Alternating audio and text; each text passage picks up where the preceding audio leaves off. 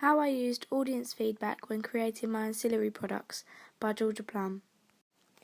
At the end of our group questionnaire, I gave 10 of my own personal questions about the ancillary products of horror magazines. This allowed me to cater my questions for what I needed to know for my individual ancillary tasks.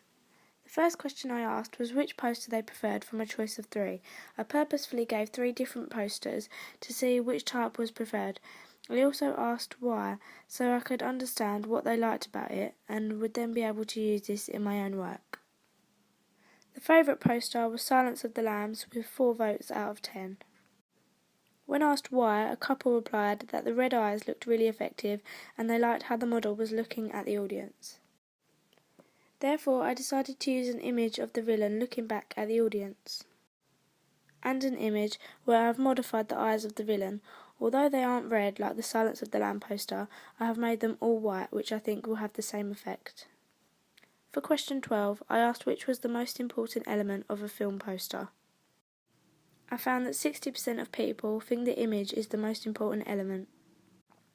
Therefore, I applied this result to both my ancillary products and made the image the biggest and most emphasised element on the page.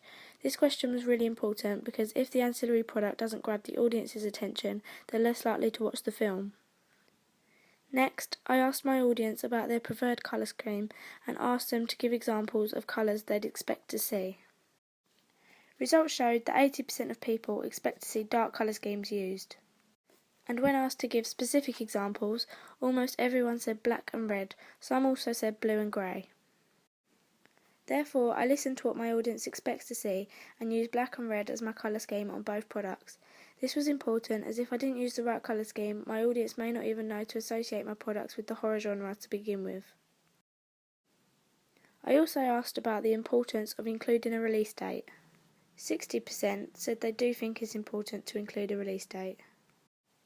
So, I listened to my audience feedback and included this convention on my poster. I then asked whether they would prefer the main image to be of the villain, the victim, or both. The majority of the people I asked said they preferred both the villain and the victim to feature on the main image together. However, I did not comply with this feedback and chose to only feature the villain. Initially, I did this because I thought using the villain alone would be more effective. As the victim looks quite ordinary, I thought this may dilute the fear factor of the overall product. However, with hindsight, I now think I should have listened to this piece of feedback. Next, I gave the audience 3 horror magazines to look at and asked which one they preferred and why. The majority voted for Fangoria and said it was because of the image. A couple said they liked the blood and goriness of the image as they can associate it with the horror genre. Hence why I then decided to use blood in the main images of my ancillary products. I gained 1 video response to my questionnaire. It's even better to get feedback in person because I was able to ask them to elaborate on their point and ask follow-up questions if I needed to, giving me more rich and in-depth feedback. How old are you? 10 to 20, 20 to 30, 30 to 40, 40 to 50 or 50 plus? 40 to 50. Which subgenre of horror do you prefer? Slasher stalker, supernatural, psychological or monster movies? Psychological.